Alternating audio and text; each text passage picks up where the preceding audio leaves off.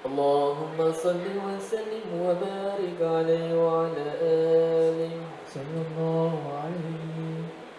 يا سيدي يا رسول الله يا من له الجاه عند الله إن المسيئين قد جاءوا لذنبي يستغفرون الله.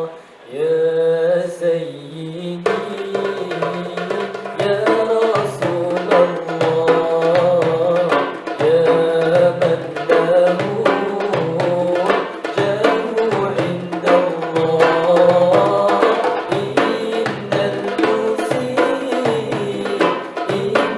قد جاءوا لذنبي يستغفرون الله. يا سيدنا الرسل يا طهير يا غاية قصدي والشميل صلى عليك العالي القدير في كل وقت وأحيان. يا سيدي يا رسول الله يا من له الجاه عند الله إن المسيئين قد جاءوا بذنبي يستغفرون الله. يا سيدنا الرسل يا طهير عبد على بابكم هاني دائم لمعروفكم شاكي في كل وقت وأحيان. يا سيدي يا رسول الله يا من له الجاه عند الله إن المسيئين قد جاءوا بذنبي يستغفرون الله. اللهم صل وسلم وبارك عليه وعلى آله صلى الله عليه. Bismillahirrahmanirrahim. Assalamualaikum warahmatullahi taala wabarakatuh. Kita kembali lagi di rancangan After Hours bersama Masjid Al-Istighfar. Pada episod yang ke-16 ini, kita akan mendengarkan tazkirah tarawih oleh yang berbahagia Ustaz Syakir Pasuni bertajukkan Masalah Remaja dan Belia Tersalah Ubat. Tafadhal Ustaz. Assalamualaikum warahmatullahi wabarakatuh. Alhamdulillahirabbil alamin wa bihi nasta'in ala umuri dunya waddin. Wassalatu wassalamu ala asyrafil anbiya'i wal mursalin sayyidina Muhammadin wa ala alihi wa sahbihi ajma'in. Tuan-tuan dan puan-puan yang dimuliakan, alhamdulillah kita bersyukur kepada Allah Subhanahu wa taala. Kita diberi peluang oleh Allah untuk melaksanakan ibadah puasa bulan Ramadan. Pada kali ini kita berdoa mudah-mudahan Allah Subhanahu wa taala tidak mengizinkan Ramadan meninggalkan kita, melainkan setelah diampunkan segala dosa-dosa kita, mudah-mudahan dikabulkan oleh Allah Subhanahu wa taala. Hadirin dan hadirat sekalian, di dalam kita berpuasa, apabila sampai ke penghujung Ramadan, hendaklah kita bermuhasabah. Hendaklah kita menilai performance puasa yang telah kita lakukan selama beberapa minggu ini.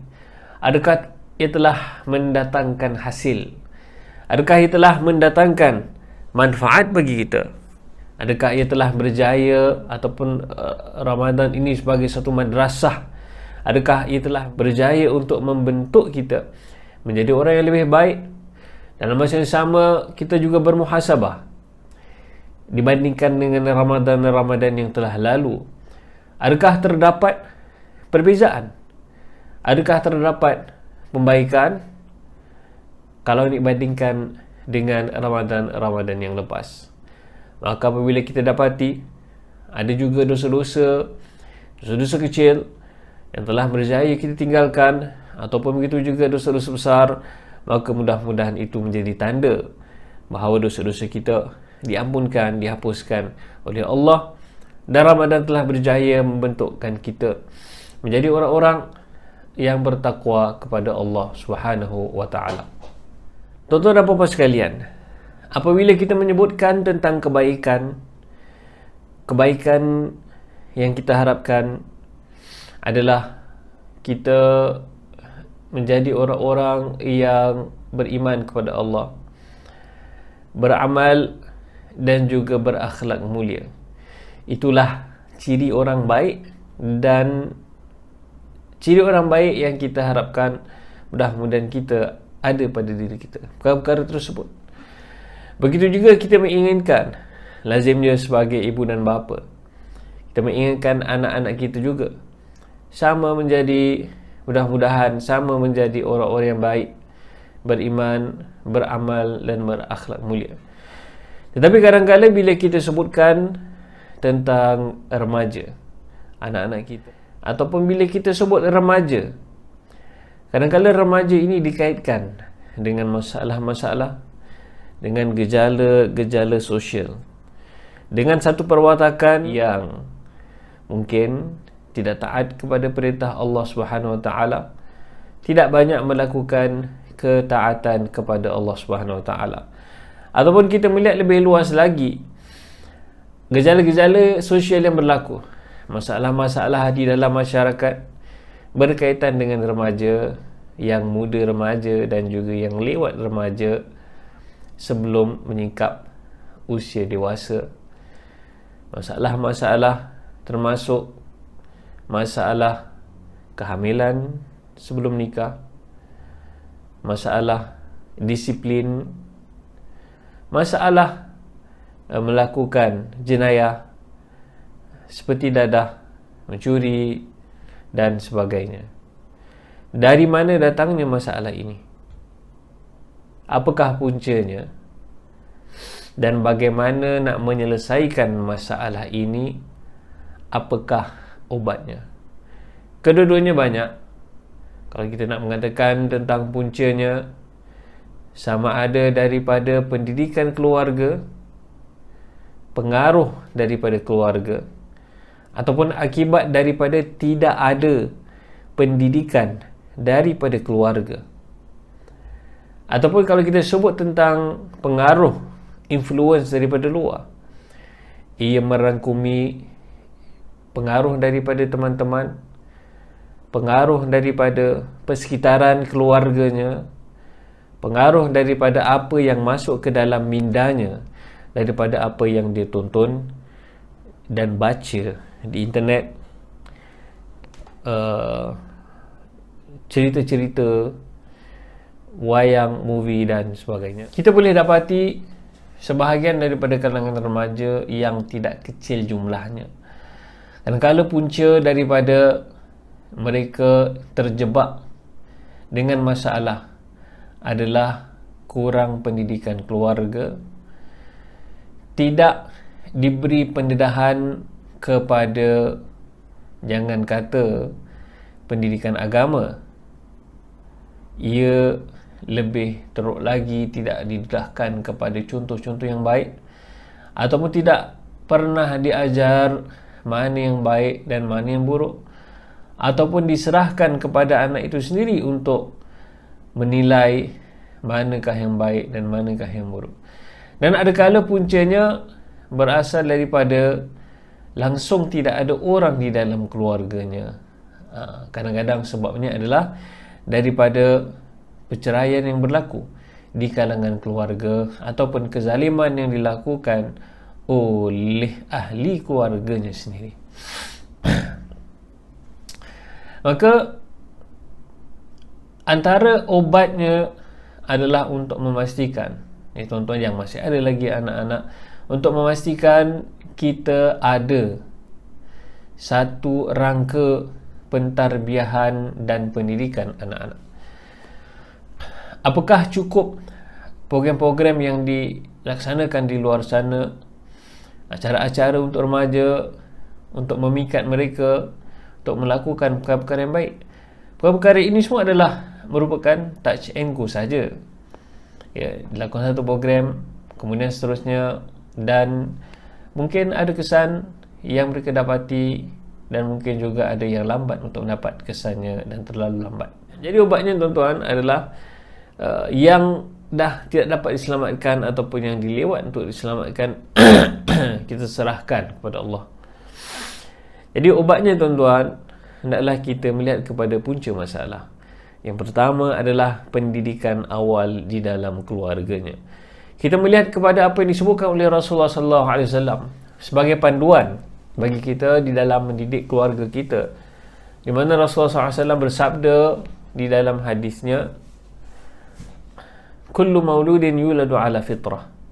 Setiap anak itu yang dilahirkan dalam keadaan fitrah, maknanya dalam keadaan suci, belum diwarnakan, belum dididik, belum dibentukkan pemikirannya, belum diajar kepadanya nilai-nilai, belum diajar kepadanya agama, belum diajar kepadanya segala macam bahasa dan sebagainya.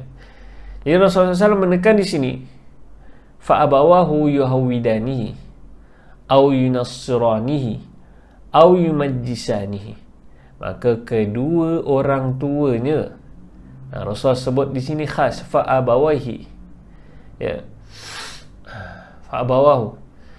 Maka Rasulullah SAW di sini menyebutkan secara jelas, pertama, tanggungjawab siapa untuk membentuk ini dan menyambut anak ini dalam keadaan fitrah, untuk mendidiknya dan meneruskan pentarbihannya.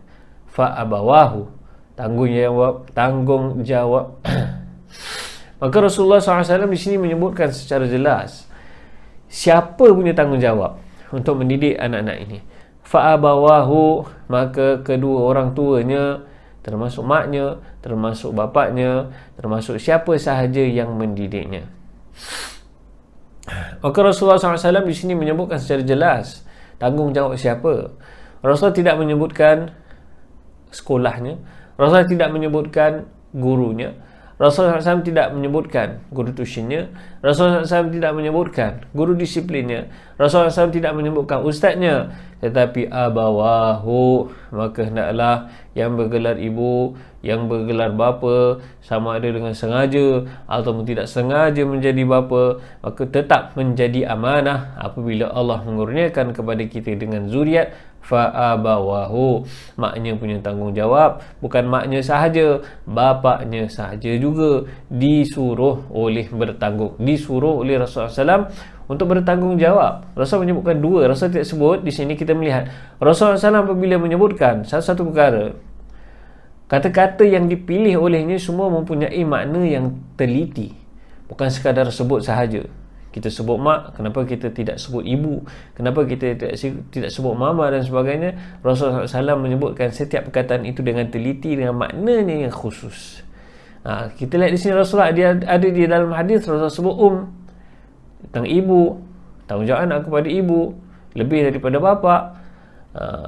Jadi di dalam hadis ini Rasulullah tidak menyebutkan dengan lafaz ibu dan bapa.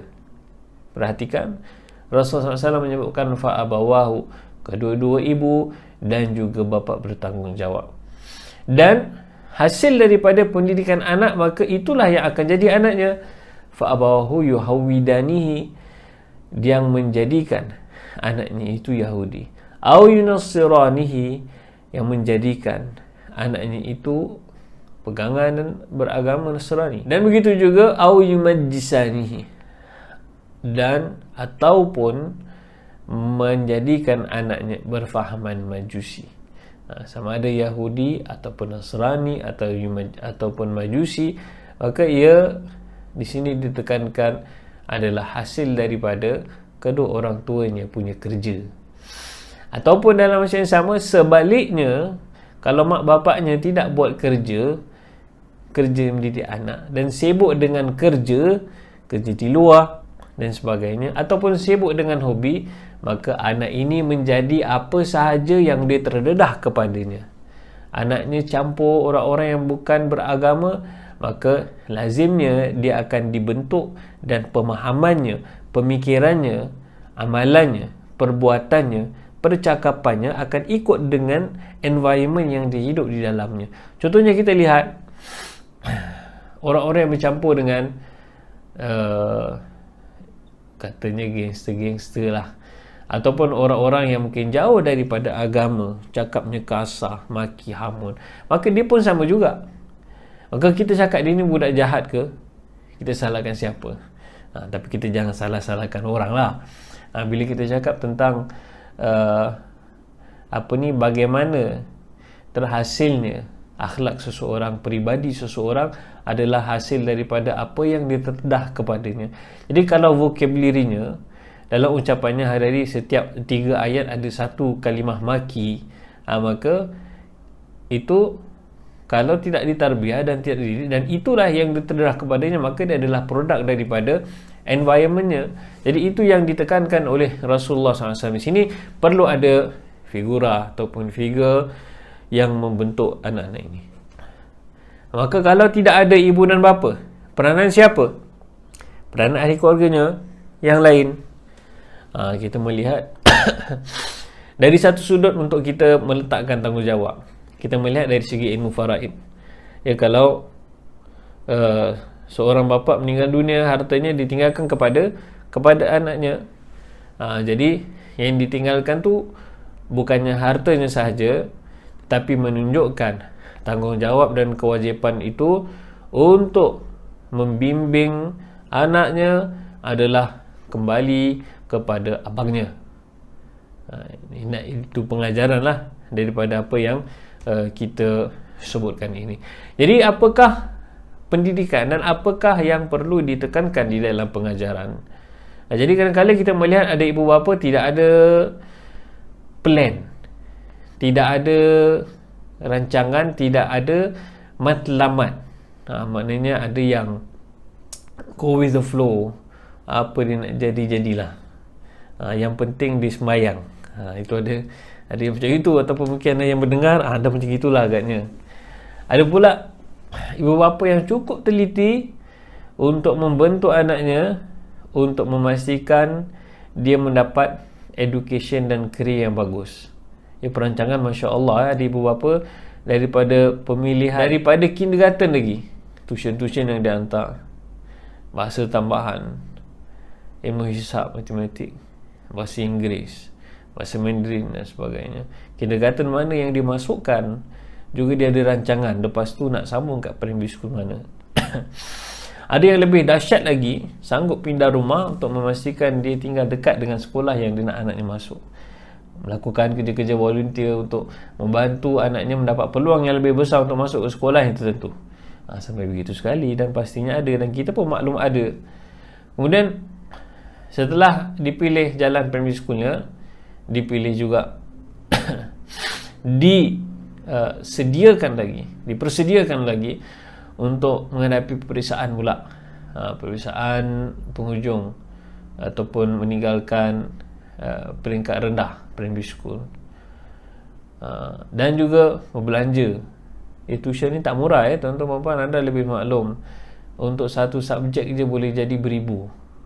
2 subjek, mathsnya, sainsnya, lazimnya ni 2 yang paling susah, akan belanja besar beribu-ribu. Ada yang sanggup belanjakan sebulan 1,000, ada yang sebulan 500, sepanjang setahun, 2 tahun, daripada darjah 3, daripada darjah 4, dan boleh tuition beribu-ribu yang dibelanjakan oleh orang tua untuk menjadikan anaknya apa yang diinginkan. Kemudian sekolah menengahnya terus kepada peperiksaannya, persediaan. Kemudian dah waktu sekolah menengah tu dah pilih, nak pergi arah mana, apa streaming dia ke, apa subjek-subjek yang diambil olehnya, mana yang nak ditekankan sehingga ke O-level, kemudian masuk ke, lepas tu JC ke, masuk Poly ke, masuk apa yang sebagainya. Setelah itu dia pilih kerjanya, degree ambil dalam bidang tu, sampailah jadi apa yang dia nak anaknya harapkan. Jadi begitu ibu bapa yang ada matlamat. Tetapi dari segi kerjaya, dari segi akademik, dari segi boleh juga kita sebutkan adalah keduniaan, sekiranya tidak ada matlamat untuk mendapatkan keredaan Allah Subhanahu wa taala. Jadi dasarnya apa yang harus kita menjadikan matlamat di dalam membimbing anak-anak. Jadi pertama adalah kita ada matlamat. Perlulah anak-anak ini, sama dia tak kira lah sama dia baby ke, primary school ke, secondary school ke, remaja ke, malah selagi dah dewasa sekalipun, mak bapak masih juga berperanan untuk membimbing keluarganya. Jangan sampai anak dah kahwinnya, biarlah lepas tanggungjawab aku. Tak, selagi bapak tu namanya selagi bapak tu masih hidup, selagi itu dia masih berkewajipan untuk membimbing keluarganya. Walaupun anak itu sudah bersuami, tetapi kewajipan isteri pada ketika itu sudah pun perlu taat kepada suami terlebih dahulu. Baik, jadi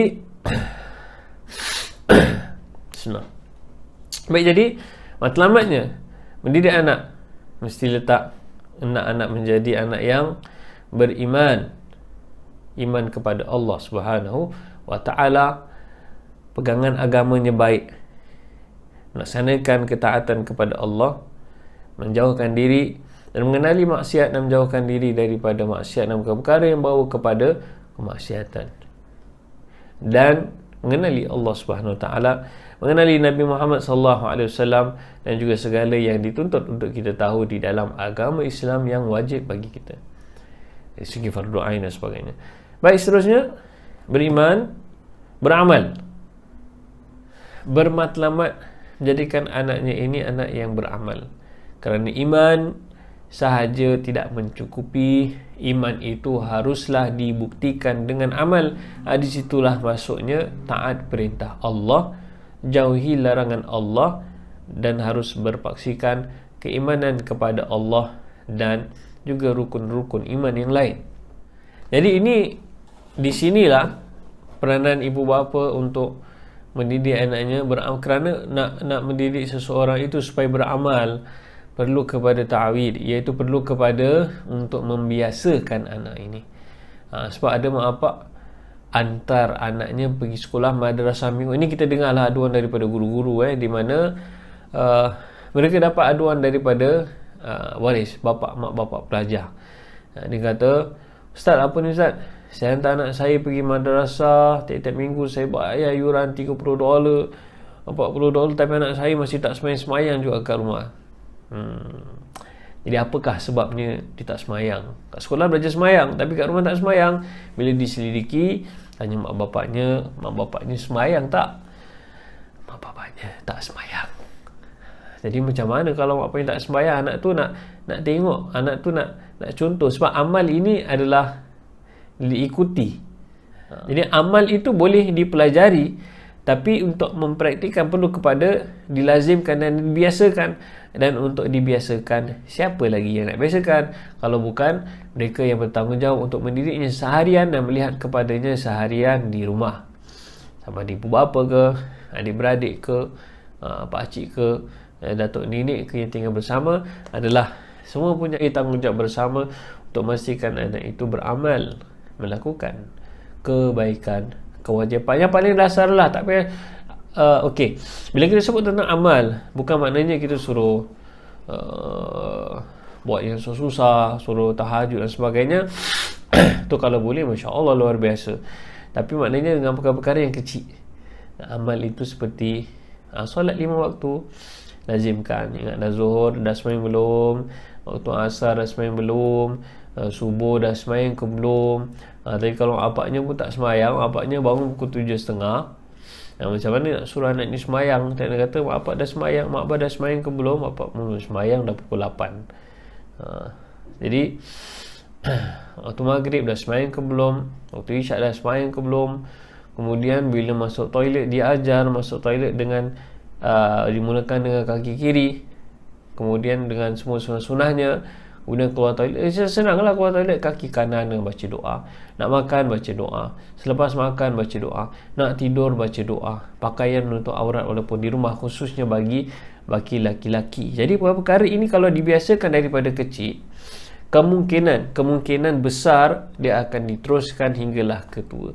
Kalaulah di satu peringkat itu di waktu remaja lah contohnya, ya, hanyut ataupun apa sahaja sebab tergelincir sekejap daripada agama, insya-Allah waktu dewasa dia tahu mana nak balik, dia tahu mana nak kembali, sebab tahu pernah belajar dan sebagainya, hasil pendidikan anak. Jadi di situ kepentingan fa'abawahu, mak bapaknya yang membentuk, yang mewarnai anaknya. Kemudian yang ketiga, matlamat, anak itu haruslah anak yang berakhlak. Akhlak ini tidak boleh dipisahkan daripada agama. Amal dan juga akhlak itulah yang dibawa oleh Rasulullah sallallahu alaihi wasallam, dibawa oleh agama kita, ditekankan, disebutkan oleh disebutkan innama bu'istu, seperti mana kita biasa dengar innama bu'istu liutammima makarimal akhlak. Rasulullah diutus untuk membawa kesempurnaan pada akhlak, untuk menyempurnakan akhlak. Jadi untuk menunjukkan apakah dia standard, apakah dia gold standard di dalam akhlak yang mulia, apakah dia benchmark akhlak yang mulia. Itulah tujuan antaranya diutus Rasulullah sallallahu alaihi wasallam. Maka kita sebagai orang Islam tidak boleh terpisah daripada akhlak yang mulia. Kalau mak bapak samsing, pastinya anak biasanya akan ikut. Kalau mak bapaknya perangai suka komplain, begitulah anak-anaknya punya perangai. Kalau bapaknya suka gaduh, begitulah anak-anaknya macam gitu. Kalau bapaknya biadab dan sebagainya, biasanya anak-anaknya akan ikuti perangainya. Tak percaya, tanya guru-guru sekolah, tanya teacher-teacher kat sekolah. Jadi bila kadang-kadang dia orang hadapi anak macam ini, tengok kat rumah, kat situlah anaknya dapat perangainya. Jadi kadang-kadang tak adil kalau kita nak kata budak kecil ni jahat, budak ni apa sebab dia jahat, apa puncanya. Jadi itu pasal orang dulu kata maaflah kasar sikit. Ni kau bila anak-anak buat salah, bila ada orang buat salah kalau marah kan nanti dikatakan kepadanya, ni mak bapak kau tak ajar. Maknanya apa? Tapi nampaknya kasar lah, tapi di situ ada pengajaran untuk mengingatkan yang bila kau buat sesuatu yang tak baik itu, maknanya kau telah memalukan keluarganya, menunjukkan yang kau tidak mendapat pendidikan yang betul daripada ibu dan bapa. Mak bapak kau tak ajar. Gitulah kadang-kadang yang dilakukan. Baik, jadi kalau anak itu ditarbiahkan, dibentuk dengan matlamat untuk mendapat pekerjaan, kerjaya, certain career path dan sebagainya, jadi doktor lah, jadi lawyer, ataupun jadi businessman, entrepreneur dan sebagainya. Ini semua harus dibina atas dasar iman yang kukuh, beramal dan juga berakhlak mulia. Barulah perkara tersebut jadi perkara yang betul-betul baik. Sebab bila diberikan segala macam keduniaan dan tidak terdiri atas asas agama yang sempurna, maka mudah dia ditiup angin, terhoyong hayang seperti lalang, ataupun ditolak dan ditiup dengan angin yang kuat, atau dilanggar, disenggol, terus jatuh terbenam, terus jatuh kedubuk, terus jatuh dan susah nak bangun balik. Jatuh ni maksudnya apa? Jauh daripada Allah Subhanahu wa ta'ala. Jadi itu sebabnya kalau kita tengok contoh-contoh yang baik, ulama-ulama, bagaimana mereka menjadi ulama? Sebab mereka dididik oleh mak bapak. Kalau tidak mak bapak mereka ulama, mak bapak mereka orang yang sangat soleh dan berdoa dan mengharapkan anak-anaknya menjadi ulama. Anak-anak yang mempunyai akhlak yang mulia, diajar dan dididik, dan ditunjuk, yang penting sekali ditunjukkan contoh kepada anak. Itu yang kita dapati yang sebenarnya lebih berkesan di dalam pendidikan, di dalam mentarbiah khususnya mendidik. Maka cara yang utama yang sangat memberikan kesan yang besar adalah dengan menunjukkan contoh yang baik. Itu pasal anak-anak yang soleh ikut bapaknya, bapak yang soleh. Sahabat-sahabat Nabi, mereka mungkin mak bapaknya tidak beriman, tetapi mereka diajar oleh Rasulullah SAW. Mereka melihat akhlak mulia Rasulullah SAW dalam kehidupan seharian, Dari situlah mereka pelajari. Rasulullah SAW diajar oleh siapa? Oleh Allah Subhanahu wa Ta'ala. Disebutkan begitulah sabda Rasulullah SAW, addabani rabbi fa ahsana ta'dib. Begitulah disebutkan addabani rabbi. Rasulullah SAW menyebutkan addabani rabbi, aku telah diajar adab, aku telah dibentuk, aku telah dididik oleh Tuhanku, fa ahsana ta'dibi, baiklah jadinya, baiklah hasilnya, baiklah pembentukannya, baiklah pentarbihannya. Tuan-tuan pastinya pernah tengok kan, pastinya yang peringkat umur lebih dewasa lah, lebih matang, pernah dengar cerita anakku Sazali. Ini bukan dongeng, ini bukan cerita sahaja semata-mata untuk hiburan, tetapi it is an accurate reflection atas pentarbiahan yang tidak membawa kebaikan yang berlaku di dalam masyarakat kita, atau mungkin kita sendiri kadang-kadang macam itu. Apa cerita bagi yang tak tahu, pergilah cari anakku Sazali. Apa ceritanya adalah bapa yang terlalu sayang anaknya, terlalu manjakan anaknya. Anaknya buat salah pun daripada kecil bapaknya tak pernah tegur, dibiarkan. Kemudian teruk lagi, bapaknya pula bapak yang mempunyai kelebihan. Apa sahaja yang diminta oleh anaknya diberikan. Hasilnya anaknya jadilah apa sahaja yang ditarik oleh dunia, jadilah penjenayah. Seperti mana cerita itu, lah salah bapak diinsaf, panggil polis, ditangkap dan sebagainya. Begitulah ceritanya. Tetapi pengajaran di sini adalah apa yang disebutkan itu adalah, apa yang diceritakan itu adalah kebenaran. Bila itu tidak, maknanya bila bapa biarkan, ibu biarkan saja, maknanya dia seolah-olah tidak ada mak bapak yang mentarbiah. Seolah tidak ada orang mengatakan ini salah, ini betul.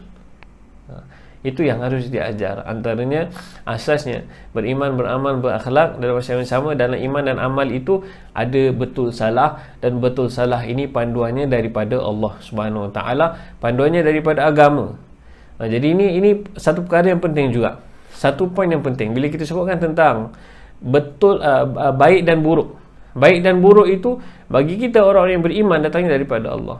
Jadi kalau orang yang tak dididik dengan agama, tu yang kita mendengar pandangan-pandangan songsang, sebab dia punya baik dan buruknya ikut suka hatinya. Dia rasa aurat ini tidak wajib kerana ikut pemikirannya dan pemahamannya, ini baik dan ini buruk. Mungkin pada dulu sesuai, zaman sekarang tak sesuai lagi untuk menutup aurat contohnya. Dari mana datang penilaiannya, mana satu baik, mana satu buruk, mana satu salah, mana satu betul? Daripada nafsunya kalau tidak dididik. Ada pula yang mengatakan contohnya, jadi ada pula yang mengatakan contohnya tentang kebenaran agama-agama selain daripada Islam. Kalau tidak dididik dan apabila terdedah kepada buku-buku dan idea-idea daripada barat yang tidak berpaksikan Islam, maka senang hanyut sahaja. Baik dan buruknya dinilai oleh apa sahajalah yang diterdedah, yang dirasa baik dan buruk tanpa berpandukan dengan agama. Jadi seterusnya lagi satu aspek yang perlu kita melihat dari segi pentarbiahan, dari segi pendidikan dan juga influence, environment. Ini kedua-dua mempunyai kesan yang besar atas pentarbiahan seseorang anak itu yang sedang meningkat dewasa. Kita nak kedua-duanya baik, ditarbiah, diajar dengan baik, dalam masa yang sama environment juga baik. Jadi macam mana nak memastikan environment baik? Kadang-kadang kita ajar anaknya, macam anak saya jugalah, kita cuba untuk ajarnya cakap baik-baik, jangan cakap benda-benda yang buruk. Tapi bila dia tengok TV, dengar perkataan yang tak baik, malah ada pula yang kita jaga kat rumah tak terdedah kepada apa dan sebagainya, dengar pula maki daripada van driver pula, transport, bawa pergi madrasah. Contoh. Yang ada pula yang belajar daripada kawan-kawan, cakap pula sebagainya. Jadi mak bapak harus dan pendidik itu harus memastikan environment yang baik itu kita usaha untuk meletakkan anak itu dan seseorang yang diajar itu, dididik itu di dalam environment yang baik, supaya pendedahannya semua baik. Jadi satu perkara yang baik kalau awak tahu siapa kawan-kawan dia. Daripada kecil lah harus diajar. Ya, kita ajar perkara yang baik. Kita cuba nak kita jadi anak yang baik. Tetapi kalau dibiarkan environmentnya, kawan-kawannya, dibiarkan tak kenal siapa kawan-kawannya, tak tahu anaknya kat mana, terutama sekali dah remaja, tak tahu anaknya balik sekolah pergi mana, nak cari pun, nak call siapa pun tak tahu. Jadi itu satu perkara yang bahaya, yang diabaikan. Satu aspek yang kadang-kadang diabaikan oleh pendidik ataupun ibu bapa yang sayang anaknya, ajar anaknya semayang, ajar anaknya agama, masuk madrasah mingguan. Tapi kalau aspek environmentnya, biahnya tidak dijaga, maka begitulah bahaya yang besar datang daripada situ. Jadi tarbiyah itu satu aspek pendidikan dari rumah. Dari segi kita memastikan anaknya itu belajar agama, hantar ke madrasah, hantar kepada guru, hantar kepada ulama untuk belajar dan sebagainya. Kemudian menunjukkan praktik yang baik di rumah, solat jemaah bersama, makan bersama untuk menjalinkan satu ukhuwah. Jadi ini lagi satu aspek pendidikan untuk kita menyampaikan sesuatu ini secara umum lah kepada, ini satu perkara yang kita sendiri maklum. Bila kita nak sampaikan sesuatu kepada seseorang, ya, lebih mudah perkara itu sampai, terutama sekali teguran daripada seorang yang dikenali olehnya. Kalau kita orang yang tak kenal, kita tegur seseorang itu, contohnya dia melakukan satu perkara yang salah. Kau siapa nak betulkan aku? Kau siapa nak tegur aku? Apa aku pun tak pernah tegur aku? Kat situ salah lah. Kau siapa nak bilang aku yang aku tak boleh buat perkara ni? Jadi maknanya di sini itu lazim satu sifat yang biasanya ada. Susah nak menerima teguran. Maknanya kalau nak mendidik itu harus ada hubungan dulu antara bapa dengan anaknya, antara ibu dengan anaknya. Kalau hubungannya baik, kalau asyik tidak ada hubungan baik, tidak pernah suka mendekati, tidak ada hubungan yang baik, tak ada keakraban, maka teguran itu susahlah untuk diterima. Maka antara perkara yang harus ditekankan di rumah, ibu bapa sekalian, adalah solat jemaah perlu diamalkan selalu. Tak dapat setiap waktu, sekurang-kurangnya satu hari sekali lah solat jemaah. Kerana solat jemaah ni antara fadilatnya, antara kelebihannya adalah dia merapatkan hubungan. Sama ada suami isteri, sama ada ibu bapa dengan anak-anak, orang-orang yang solat berjemaah bersama. Jadi ini satu tips untuk memperbaiki hubungan rumah tangga juga, khususnya antara suami isteri. Solat jemaah ini mempunyai kesan yang besar. Dia menyatukan antara hati-hati. Jadi harus ditekankan dan diamalkan. Jadi antara perkara yang boleh lakukan adalah makan bersama. Kemudian untuk menunjukkan suasana agama di rumah, bukannya buka TV. Jadi untuk mewujudkan suasana agama di rumah, bukan hanya dengan buka CD Quran, buka CD ceramah semata-mata, tapi mak bapak tu harus dia sendiri. Kalau tidak mengajar diri sendiri juga, dari mana ikut kemampuannya disampaikan.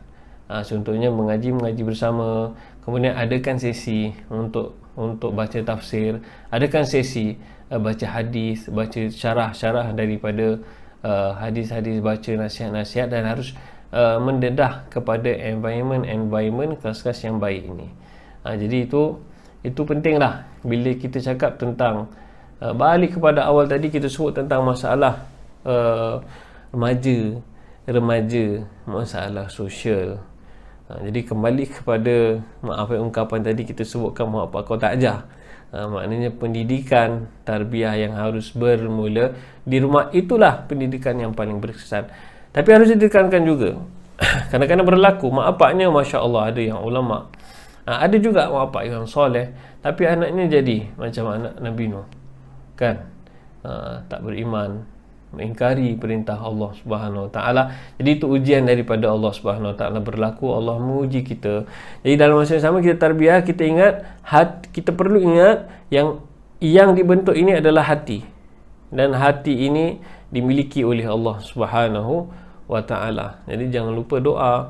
Jadi tu pasal kita diajar doa banyak untuk amalkan di dalam setiap solat. Selepas setiap solat, Rabbana hablana min azwajina wa zurriyatina qurrata a'yun, ya Allah kurniakanlah kepada kami, isteri kami, anak-anak kami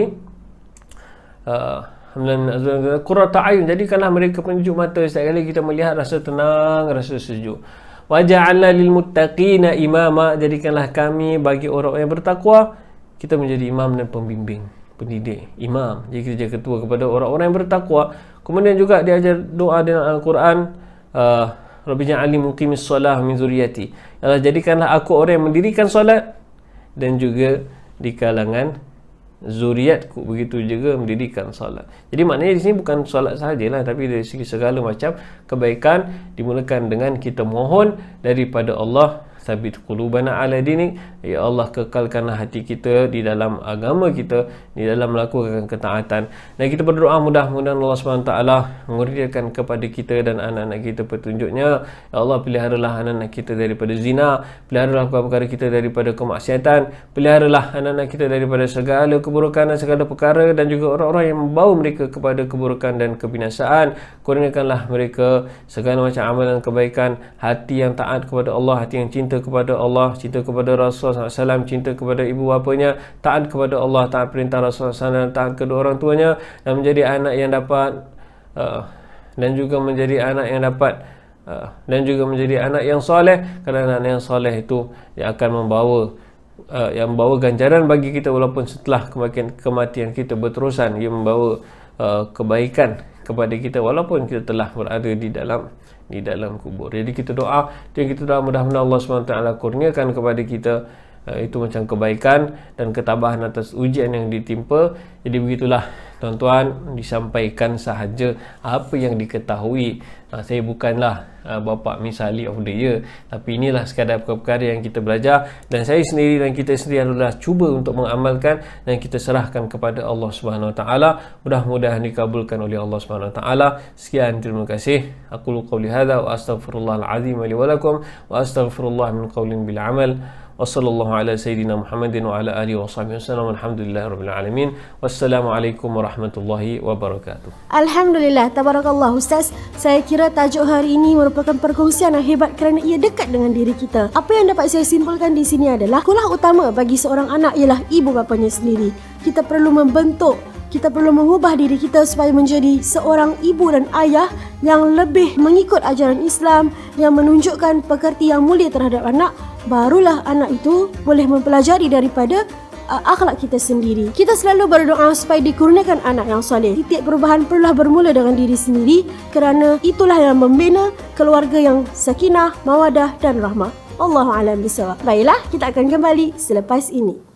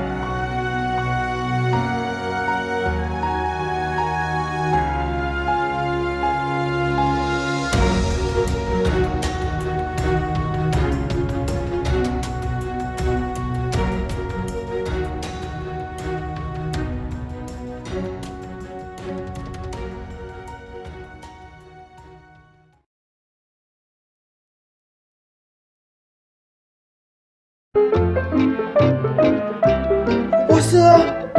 Betul kita lah. Aku dah lapar dah. Buka pukul 7, lambat sangat. Buat apa tengok Netflix.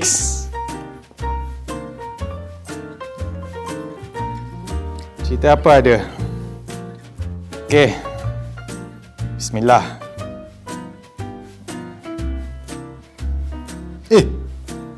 Dah pukul 2. Tengok Netflix 2 jam. 2 jam apa 4 jam? 4 jam. 4 jam aku tengok. Batal tak puasa? Bulan Ramadan lagi. Kalau dah lama sangat tengok movie ataupun movieton dalam bulan Ramadan tengah puasa, ia bukan membatalkan puasa, tapi lebih kepada tidak digalakkan. Kerana sia-sia je lah kita punya puasa tanpa diisi dengan amal-amal kebajikan, amal soleh. Ya, kita faham kita nak kill the time. Berpada-padalah. Bukan bermaksud tak boleh tengok langsung, tetapi janganlah seluruh waktu puasa kita tu dihabiskan dengan Netflix sahaja. Rugi nanti kita, ya. Jadi kalau hukum memang tak batal puasa, tetapi tidak disukai kerana melebih-lebih di dalam buat perkara yang mubah. InsyaAllah hari ini kita akan mendengarkan bacaan surah At-Tin daripada Ustaz Mazlan Harun. Surah At-Tin ini mengandungi 8 ayat. Surah At-Tin, apa yang dimaksudkan dengan At-Tin? At-Tin adalah buah tin. Dalam surah ini Allah bersumpah demi perkara-perkara, salah satunya adalah buah tin. Perkara-perkara yang sangat penting keberadaannya di dunia ini. Dalam surah ini Allah menjelaskan betapa manusia ini dicipta dalam keadaan yang sangat baik. Betapa manusia ini adalah makhluk Allah yang istimewa di sisi Allah Subhanahu wa taala. Surah ini juga menjelaskan prinsip mutlak keadilan bagi orang-orang mukmin. Apa yang dimaksudkan dengan keadilan? Apa sahaja yang dilakukan amal ibadah soleh oleh orang mukmin pasti akan dibalas oleh Allah Subhanahu wa taala, dan bagi mereka yang mengingkari perintahnya pasti juga akan dibalas dengan azab siksaan yang pedih. Semoga kita dijauhi daripada berada di dalam golongan mereka yang tersesat dari jalan Allah Subhanahu wa taala. Nauzubillah min zalik. Surah Al-Alaq yang bermaksud sebuah darah beku yang berbentuk seperti lintah. Ianya juga mengandungi 8 ayat. Untuk pengetahuan semua, surah Al-Alaq ini merupakan 5 ayat pertama daripada surah Al-Alaq ini merupakan wahyu yang pertama yang diturunkan kepada junjungan Nabi Muhammad sallallahu alaihi wasallam. Jadi penting untuk kita sebagai umat Islam mengetahui, mengambil tahu akan isi kandungan di dalam surah ini. Surah ini juga Allah membicarakan mengenai zat yang ada dalam diri seorang manusia itu. Di dalam surah ini juga Allah membicarakan, mengisahkan mengenai Abu Jahal, manusia yang paling kejam terhadap Nabi Muhammad sallallahu alaihi wasallam, dan Allah juga memberi peringatan kepada Nabi Muhammad supaya menghindari apa sahaja kecaman ataupun ancaman yang diberikan oleh Abu Jahal. Marilah kita bersama menghayati kedua surah ini. Tafadhal Ustaz. Bismillahirrahmanirrahim.